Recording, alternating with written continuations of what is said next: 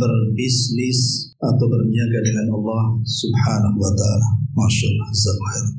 Dunia ini diibaratkan dengan pasar. Ibu bapak tahulah pasar ini. Orang kalau masuk pasar dan dia seorang peniaga, ada dua kemungkinan. Boleh jadi dia untung dengan perniagaannya, dan boleh jadi dia buntung atau rugi dalam perniagaannya. Tergantung kepiawaian dan kecerdasan seorang peniaga.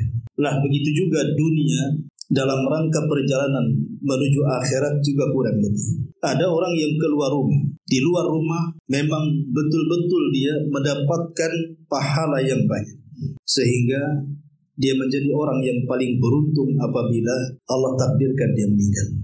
Tapi ada juga yang kemudian keluar dari rumahnya justru menjadi ahli maksiat. Banyak dosa yang dilakukan, sehingga kalau seandainya dia meninggal, maka dia orang yang paling hancur dan rugi. Itulah yang disebutkan dalam hadis Nabi SAW, kullun nasi yaghdu fabai'u nafsahu famu'tikuha au mubikuha. Dalam hadis yang dikeluarkan Imam Bukhari, Rasul mengatakan setiap manusia itu keluar di pagi hari. Ada yang keluarnya untuk menghancurkan dirinya, ada yang keluarnya untuk membebaskan dirinya dari api neraka. Manusia itu cuma ada dua kelompok saja. Ada yang hidupnya memang betul-betul untuk akhiratnya, ada orang yang hidupnya hanya untuk dunianya saja. Makanya manusia itu kan terbagi tiga. Ada mukmin, ada munafik, ada kafir. Adapun mukmin dia hidup liyatazawwad, untuk berbekal. Adapun orang munafik hidup liyatazayyan, hanya untuk menghias diri saja. Adapun orang kafir liyatamatta, hanya bersenang-senang saja. Itulah tiga kelompok yang berbeda menghadapi dunia. Ma'asyiral muslimin wal muslimat rahimani wa rahimakumullah. Dahulu di zaman Nabi SAW ada seorang sahabat namanya Ka'ab bin Ujrah radhiyallahu anhu berkata, jadi ada seseorang yang lewat di hadapan Nabi SAW, dan saat melihat kekuatan dan semangat terpancar pada orang ini, para sahabat yang sedang bersama Nabi ketika itu mengatakan, ya Rasulullah, lau kana hadza fi sabilillah. Rasul, kalau orang yang kuat, kekar, semangat kerja itu tidak ditujukan untuk dunia, coba ditujukan untuk jihad, tentu alangkah baiknya orang itu. Tapi Nabi SAW mengatakan, jangan kau kira orang yang mencari dunia itu mendapatkan dunia, tapi banyak orang yang mencari dunia itu juga dapat akhirat karena niatnya. Kemudian Nabi SAW mengatakan, in kana kharaja yas'a ala waladihi sigharan fahuwa fi sabilillah, wa in kana kharaja yas'a ala abawaini shaykhaini kabiraini fahuwa fi sabilillah, wa in kana kharaja yas'a ala nafsihi ya'iffuha fahuwa fi sabilillah, wa in kana kharaja yas'a riya'an wa mufakharatan fahuwa fi sabilis syaitan. Kata Nabi SAW, seandainya keluarnya dia untuk mencari dunia itu dalam rangka menafkahi anak-anaknya yang masih kecil, maka itu tergolong keluarnya di jalan Allah. Barang siapa yang keluarnya dalam rangka menafkahi kedua orang tuanya yang sudah tua renta, maka dia keluarnya dianggap di jalan Allah. Barang siapa yang keluarnya dalam rangka mencukupi dirinya supaya tidak meminta-minta, tidak menjadi pengemis, ingin bekerja, maka keluarnya di jalan Allah Subhanahu wa ta'ala. Tapi kata Rasul, siapa yang keluar bekerjanya dalam rangka pamer-pamer saja, bekerja itu hanya ingin beli mobil supaya nampak megah, beli handphone supaya nampak canggih, beli rumah supaya nampak orang kaya, dan begitu seterusnya, atau dalam bentuk kebanggaan dia, maka dia keluar berada di jalan setan.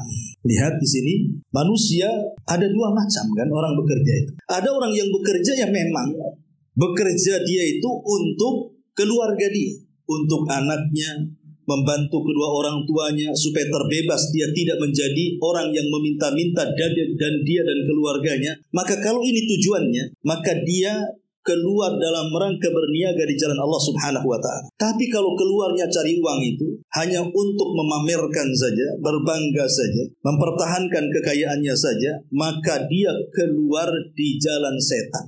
Berarti ada dua orang yang berniaga ini. Baik, kita masuk ke dalam topik. Di dalam Al-Quran ada 4 ayat terbagi di 4 surat yang bicara tentang berbisnis dengan Allah Subhanahu wa ta'ala. Ma'asyiral muslimin wal muslimat rahimani wa rahimakumullah. Kita tahu bahwa manusia berbisnis itu terbagi menjadi 3 kelompok. Ada orang yang berbisnis dan berniaga dengan Allah Subhanahu wa ta'ala, dipastikan untungnya besar. Yang kedua, ada orang yang berbisnis dan berniaga tapi dengan setan, dengan iblis dan bala tentaranya, maka dipastikan orang yang paling celaka dan binasa. Tapi ada juga orang yang berbisnis itu dengan manusia. Lah, berbisnis dengan manusia ini tergantung takdirnya. Bisa untung, bisa buntu. Namanya bisnis sama manusia. Lah, inilah yang kemudian kita akan bahas 3 bisnis ini. Ma'asyiral muslimin wal muslimat rahimani wa rahimakumullah. Disebutkan di dalam surat, bisa dilihat dalam surat At-Taubah ayat 111. Allah Subhanahu wa ta'ala berfirman, "Innallaha ashtara minal mu'minina anfusahum wa amwalahum bi anna lahumul jannah yuqatiluna fi sabilillah fayaqtuluna wa yuqtalun wa'dan 'alaihi haqqan fit Taurati wal Injili wal Qur'an wa man awfa bi ahdihi minallahi fastabshiru bi bai'ikum alladhi bay'atum bi wa dzalika huwal fawzul 'adzim." Allah berfirman, sesungguhnya Allah telah membeli dari orang-orang yang beriman diri dan harta mereka dengan memberikan sorga sebagai balasannya. Mereka berperang di jalan Allah, lalu mereka membunuh atau terbunuh. Itu telah menjadi janji ketetapan dari Allah dalam Taurat, Injil, dan Quran. Dan siapakah yang lebih menepati janjinya melebihi Allah? Maka bergembiralah dengan jual beli yang telah kalian lakukan itu, dan itulah kemenangan yang besar. Dalam konteks jual beli, Ibu Bapak yang dimuliakan Allah Azza wa Jalla, itu ada 4 perkara. Pertama, ada yang membeli. Yang kedua, ada yang menjual. Yang ketiga, ada barang yang diperjualbelikan. Dan yang keempat, ada harga dalam jual beli. Kan begitu ya, kalau orang jual beli itu mesti ada 4 perkara ini. Ada pedagang, ada pembeli, ada barang dagangan, dan ada harga yang dijual belikan. Di dalam surah At-Taubah ayat 111 ini, perhatikan. Siapa yang menjual, siapa yang membeli, apa barang yang dijual, berapa harganya yang ditawarkan. Pertama, Allah mengatakan, Innallaha ashtara, sesungguhnya Allah telah membeli. Berarti posisi Allah menjadi pembeli. Lalu siapa penjualnya? Minal mu'minin, dari orang-orang yang beriman. Berarti penjualnya orang yang beriman. Pembelinya Allah Subhanahu wa ta'ala. Apa barangnya? Anfusahum wa amwalahum. Yang dijual adalah anfusahum, jiwa-jiwa orang-orang yang beriman, dan harta-harta orang yang beriman. Itulah barang dagangannya.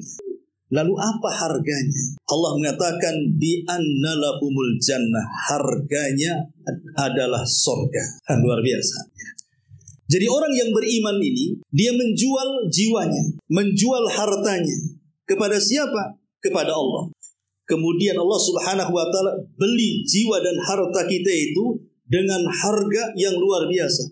Apa harganya? Surga. Makanya kalau berniaga dengan Allah Subhanahu wa ta'ala itu tidak akan ada ruginya, karena jelas balasannya. Harganya itulah surga. Dan yang lebih menakjubkan dari ayat ini, Ibu Bapak yang dimuliakan Allah Azza wa Jalla, yang namanya jual beli itu tentu barang dagangannya milik orang. Kemudian kita beli, kemudian kita hargai. Tetapi berbisnis dengan Allah Subhanahu wa ta'ala tidak. Barangnya itu milik Allah yang dititipkan kepada kita, kemudian dibeli Allah, dihargai lagi. Ibaratnya kalau saya buat analogi seperti ini. Saya punya rumah, anggaplah ruko yang di sini, S3 di sini, SSS, Saung Sunda Sawargi, Triple S. Umpamanya saya ini punya ruko Triple S, Saung Sunda Sawargi. Saya titip ke ibu. Habis saya titip ke ibu, saya datang, Bu, itu ruko 3 lantai mau ibu jual. Kan ibu bingung, lah itu kan milik bapak kan, kenapa bapak beli kan itu? Ya, enggak, saya beli. Berapa harganya? 1 miliar. Oke, sudah 1 miliar, deal. or no deal lah kan itu. Ambil duitnya 1 miliar. Kemudian saya katakan sudah ambil uangnya, ambil lagi rukonya. Untung nggak? Untung banget namanya. Ya. Itulah gambaran bisnis kita dengan Allah. Jiwa kita dan harta kita itu milik Allah, bukan milik kita. Emang milik kita jiwa kita? Bukan. Satu helai rambut saja tidak ada kita memilikinya. Semua milik Allah dari kepala sampai kaki ini milik Allah. Harta juga milik Allah. Semua titipan Allah. Tiba-tiba Allah datang kepada kita. Mau dijual nggak tuh badan kamu, harta kamu, jiwa kamu? Dengan apa? Dengan sorga. Setelah Allah Subhanahu wa Ta'ala kasih sorga, badan kita tidak diambil oleh Allah, tidak dibinasakan kita. Tetap yang merasakan sorga itu kita juga. Coba bayangkan, itulah bisnis dengan Allah artinya. Sudah barangnya dari Allah, dibeli oleh Allah, kemudian barangnya tidak diambil oleh Allah. Subhanallah. Itulah yang dikatakan, Innallaha ashtara minal mu'minina anfusahum wa amwalahum bi anna lahumul jannah. Sesungguhnya Allah telah membeli dari orang-orang yang beriman diri dan harta mereka dengan memberikan sorga sebagai balasannya. Dan yang lebih luar biasanya Allah tegaskan lagi wa dan alaihi haqqan, dan janji Allah itu tidak mungkin meleset. Kalau kita jual beli dengan manusia terkadang meleset, terkadang kena tipu. Kita sudah membeli rumah, kan, tahu-tahu rumahnya roboh, rumahnya rusak, kena tipu lah kita. Atau mungkin kita yang menjual, dijanjikan uang sekian, rupanya tidak sekian, kena tipulah kita. Ya, karena janji manusia itu tidak sebagaimana janji Allah. Makanya Allah mengatakan wa dan alaihi haqqo. Dipertegas lagi di sini bahwa janji Allah itu tidak mungkin meleset, berupa sorga yang dijanjikan kepada kita sebagai harga tukar jual beli kita dengan Allah Subhanahu wa Ta'ala. Ma'asyiral muslimin wal muslimat rahimani wa rahimakumullah. Tadi saya sudah katakan bahwa jual beli dengan Allah Subhanahu wa Ta'ala itu tidak akan ada ruginya.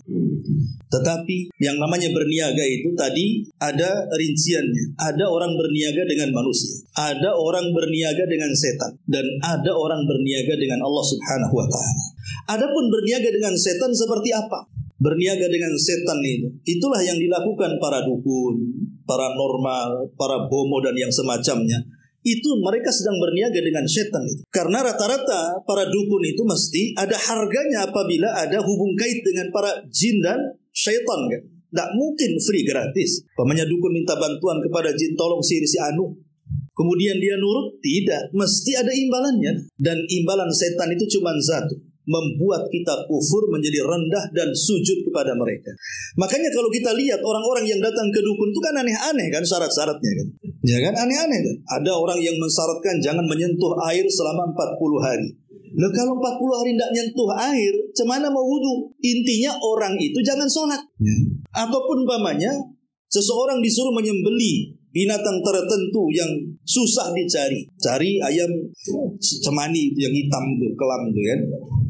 Hitam dari atas kepala sampai kaki itu. Itu kan susah kalau di Batam, kecuali kita tangkap ayam kampung, kita pilok. Ya, tapi kalau ayam itu kan susah, itu harus COD dulu kan. Itu kalau dukun Batam lah. Kalau dukun di Banten ya banyak ayam kayak gitu. Tapi di Batam kan susah. Nanti sudah ada ayamnya, dicari lagi sama dukun itu. Yang lebih sulit daripada itu, cari orang tuanya katanya. Ayam itu disuruh cari orang tuanya. Nah, gimana kita tahu orang tua ayam itu di mana? Tapi dukun mengatakan aku tahu orang tuanya. Kalian nggak usah nyari, tapi tambah ongkosnya. Intinya duit sebenarnya. Ya, UUD, ujung-ujungnya duit. Ya. Intinya bahwa berniaga dengan setan itu ya contohnya dunia kesyirikan. Itulah berniaga dengan setan. Maka siapapun yang menjerumuskan diri kepada kesyirikan, maka dia sedang berniaga dengan setan. Pamannya orang jual beli pakai jimat. Kan banyak orang yang jual beli itu pakai jimat. Ya, ada warung-warung tertentu, kadang-kadang ada rajahnya di situ, dia penglaris kata. Walaupun banyak juga warung yang tidak ada rajahnya, laris juga. Ya, sebenarnya kan itu hanya sekedar tipuan saja. Karena waktu kemarin kita sibuk-sibuk disibukkan dengan orang yang jual batu akik di mana-mana itu. Sampai di warung Padang pun ada orang jual batu akik itu. sampingnya. Itu ngedabrusnya luar biasa. Ini Pak, beli Pak. Ini kalau Bapak punya warung, beli ini, pakai nanti laris. Kamu aja nggak ada yang beli kok. Cemana mau laris? Penjual batu akinya masih banyak, nggak ada yang beli. Kenapa dia bisa penglaris kalau tidak dusta? Lah dari sini kita tahu bahwa kesyirikan dan semua jenisnya itulah perniagaan dengan setan. Dan tidak akan ada untungnya. Justru akan rugi selamanya. Ini yang pertama. Yang kedua, begitu juga berjual beli dengan manusia. Berniaga dengan manusia itu. Terkadang untung, terkadang rugi. Karena yang namanya jual beli kepada manusia itu ada yang amanah, ada yang tidak amanah. Ada yang jujur, ada yang tidak. Ada yang terlibat dengan riba, ada yang terlibat dengan dusta, ada yang terlibat dengan kezaliman. Tapi banyak orang-orang yang curang dalam dagang, mengurang-urang takaran, timbangan, meteran, atau dengan istilah yang lain curang dalam dagangan, dan begitu seterusnya. Ini kan hubungan baik dengan manusia terkadang hilang gara-gara kecurangan-kecurangan tadi. Ya kalau dia amanah bisa untung, tapi kalau tidak amanah ya tidak akan untung. Tapi yang ketiga, inilah yang disebutkan dalam Al-Quran ini. Berjual beli dengan Allah. Sudah barangnya dari Allah, Allah pula yang membeli barang itu. Setelah dibeli, dibalikan pula barang itu kepada kita. Makanya kemudian Allah Subhanahu wa ta'ala mengatakan bahwa Allah akan melipat gandakan setiap penjual dan pembeli dengan Allah Subhanahu wa ta'ala. Ini yang pertama. Yang kedua, bisa dilihat dalam ayat surah Nur, ayat 36 sampai 37. Ini pengajiannya ngebut Ibu Bapak ya, karena jam 10.30 mau dipakai. Ya. Jadi agak ngebut sedikit. Ya. Jadinya tergesa-gesa. Gak apa-apa. Allah mengatakan dalam Quran surah Nur 36 dan 37-38. Fi buyutin adzinallahu an turfa'a wa yudhkara fi hasm. Yusabbihu lahu fiha bil ghudwi wal asal. Rijalun la tulhihim tijaratun wala bay'un an dzikrillah wa iqamis salati wa ita'iz zakati yakhafuna yawman tataqallabu fihi al qulub wal absar liyajziyahumullahu ahsana ma 'amilu wa yazidahum min fadlihi wallahu yarzuqu man yasha' bighairi hisab. Bertasbihlah kepada Allah di masjid-masjid yang telah diperintahkan untuk dimuliakan dan disebut namanya di dalamnya di waktu pagi dan waktu petang. Seseorang yang tidak dilalaikan oleh perniagaan dan tidak pula oleh jual beli dari mengingat Allah Subhanahu wa ta'ala atau mendirikan salat atau membayar zakat, mereka takut kepada satu hari yang hari itu hati dan penglihatan mereka menjadi goncang. Mereka mengerjakan yang demikian itu supaya Allah memberikan balasan kepada mereka dengan balasan yang jauh lebih baik dari apa yang telah mereka kerjakan, dan supaya Allah menambahkan karunia-Nya kepada mereka dan Allah memberikan rizki dari arah yang tidak disangka-sangka.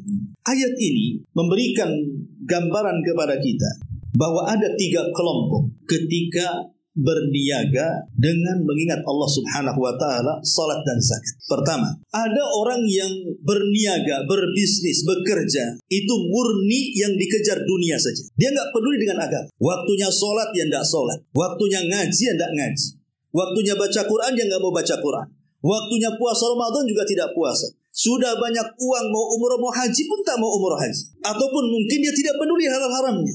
Yang penting duit, ya. Mau dusta, mau riba, mau apa, yang penting dapat duit. Lah ini perniagaan seperti ini tidak membawa berkah sama sekali. Ingat bahwa sebanyak apapun keuntungan di dunia, kalau niatnya hanya untuk dunia, satu hari dunia akan meninggalkan kita atau kita yang meninggalkan dunia.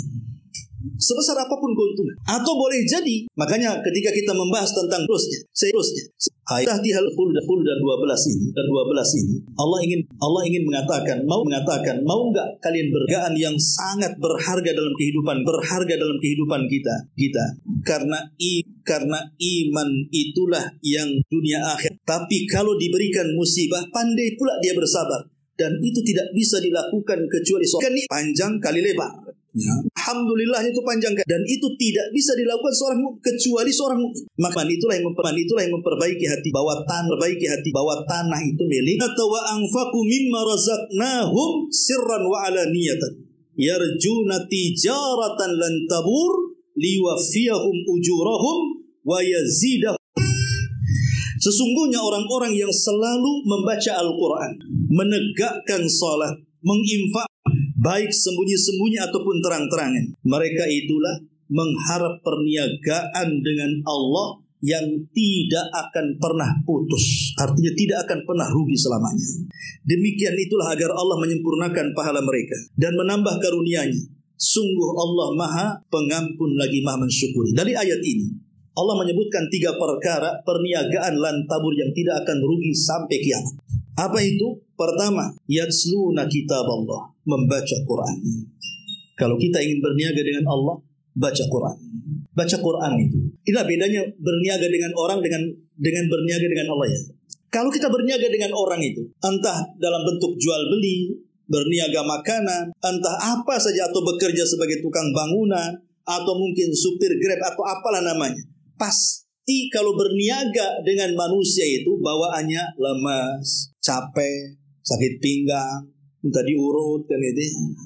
Namanya orang berniaga dengan manusia, kerja dari pagi sampai malam, pulang udah letih. Tapi kalau berniaga dengan Allah, tidak ada capeknya, tapi jelas untungnya. Contoh Rasul mengatakan apa? Barang siapa yang mengucapkan Kul huwallahu ahad 10 kali, apa balasannya? Buniyat lahu baitun fil jannah, maka akan dibangunkan satu istana di sorga. Kira-kira nih, kalau ibu bapak baca kulhu 10 kali sakit pinggang nggak?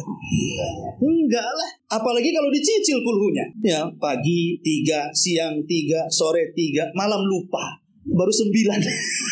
Nggak, maksudnya digenapkan 1 kali di malam hari kan jadi 10 tuh. Nggak ada orang baca kulhu tiba-tiba encok tuh, nggak ada ceritanya. Tiba-tiba darah tinggi, tiba-tiba nggak ada. Tapi coba jadi kerja bangunan helper itu dari pagi sampai sore itu dia tenaganya sampai berpeluh-peluh, pasti lemes. Itulah enaknya berniaga dengan Allah, itu nggak pakai tenaga dia. Cuman baca kulhu, dapat istana di sorga, dapat rumah di sorga. Ya syaratnya harus yakin lah. Kalau nggak yakin ya nggak bisa. Ya, karena ya tadi kita ini hanya dapat cerita sorga bagikan dongeng, tapi keyakinan adanya sorga itu belum terlaksanakan dalam sebuah perbuatan.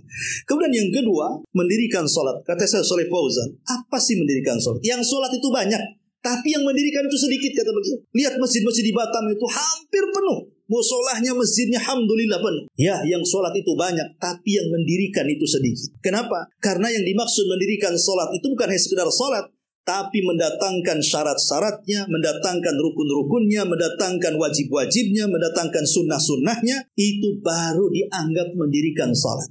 Wudunya tidak asal-asalan, betul-betul dia berwudu. Takbirnya juga tidak ada asal-asalan, betul-betul takbir. Bacaannya juga tidak asal-asalan, betul-betul dibaca, diresapi, direnungkan, dan begitu seterusnya. Itu baru mendirikan salat, yang salat itu akan berpengaruh kepada akhlak. Ya. Kemudian yang terakhir, menafkahkan sebagian rizki yang diberikan oleh Allah Subhanahu wa Ta'ala, bersedekah. Makanya kemarin kita cerita siapa? Seorang tabi'in namanya Rabi ibn Haytham, yang bersedekah, tapi luar biasa sedekahnya karena menjadikan usahanya lancar jaya, makin kaya dengan sedekahnya, makin kaya dengan sedekah. Tapi ketika ditiru oleh sepupunya bersedekah dan berniaga, makin bangkrut pula dia. Sama-sama sedekah, yang satu jaya, yang satu bankrupt pula kan itu. Jadi bertanyalah sepupunya yang sedekah supaya usahanya lancar kepada Rabi ibn Haytham. Kok sama-sama sedekah, usahamu lancar, kok usahaku pula bangkrut? Katanya. Maka Rabi ibn Haytham mengatakan, ya, karena aku bersedekah itu dengan keyakinan, tapi engkau bersedekah dengan coba-coba dan keraguan. Jangan coba-coba. Kalau coba-coba itu, coba-cobalah sedekah, mudah-mudahan betul kata Ustaz katanya. Itu kan ragu-ragu namanya. Ya. Jangan ragu-ragu. Jangan kata Ustaz, kata Allah. Allah yang mengatakan bahwa setiap sedekah itu bukan hanya lipatannya 10 lipat, tapi 700 kali lipat lagi. Sab'umi'ati di'fin. Dan Rasul mengatakan, ma naqasa min malis sadaqah. Masyaallah muslimin wal muslimat rahimani wa rahimakumullah. Inilah di antara ayat yang bicara tentang perniagaan dengan Allah Subhanahu wa Ta'ala. Tapi masalahnya di dalam Al-Quran surah Ar-Rum ayat 7, Allah Subhanahu wa Ta'ala berfirman, ya'lamuna zahiran minal hayatid dunya wa hum anil akhirati hum ghafilun. Mereka hanya tahu dan mahir mengurus urusan dunia, tapi mereka tidak pernah tahu dan tidak pernah mahir dalam urusan akhirat, dan mereka menjadi orang yang paling lalai. Inilah kondisi kita. Kalau urusan dunia itu kita paling mahir kalau bicara. Seolah-olah kita ini menguasai semuanya. Bicara ini dia bidangnya, bicara itu dia bidangnya, bicara ini dia nyambung, bicara itu dia nyambung. Tidak pernah putusnya urusan dunia. Ya. Tapi kalau urusan akhirat ngantuk. Baru sejam di pengajian, nggak bisa, nggak nyambung katanya. Tinggalnya kopinya kurang. Kadang-kadang itu kalau urusan akhirat nih, baru duduk di pengajian saja, padahal nggak bawa bantal sama kasur, bisa dia tidur di kursi itu. Wallahu alam tuh kenapa ya? Mungkin setannya lagi kabur. Jadi akhirnya bawahnya ngantuk saja. Itu contoh kalau urusan dunia itu bisa melek loh ya. Dia kejar kemana-mana. Urusan akhirat kadang-kadang tidak mahir pula dia. Padahal hidup kita ini loh untuk akhirat. Ada batasnya orang mengejar dunia itu. Tapi mengejar akhirat lo tidak ada batasnya. Makanya kenapa Nabi SAW sampai mengatakan wala taj'alid dunya akbaru hammina wala mablagha ilmina. Ya Allah, janganlah engkau jadikan dunia, maksudnya harta dan kedudukan, sebagai target utama kami, dan juga jangan pula jadi puncak pengetahuan kami. Dari sini menunjukkan bahwa Rasul sampai berdoa, tidak mungkinlah Rasul itu hidupnya mengejar dunia. Tidak mungkin Rasul itu hidupnya untuk mengejar puncak karir di dunia. Tapi kenapa Rasul berdoa seperti ini? Nah, ini menunjukkan bagaimana Rasul ingin mengajarkan kepada umatnya, in tuqridullaha qardan hasana yudha'ifahu lakum wa yaghfir lakum wallahu syakurun halim. Jika engkau meminjamkan sesuatu kepada Allah, pinjaman yang baik, artinya berniaga dengan Allah, niscaya Allah melipat gandakan balasannya. Wallahu a'lam bishawab. Ini sudah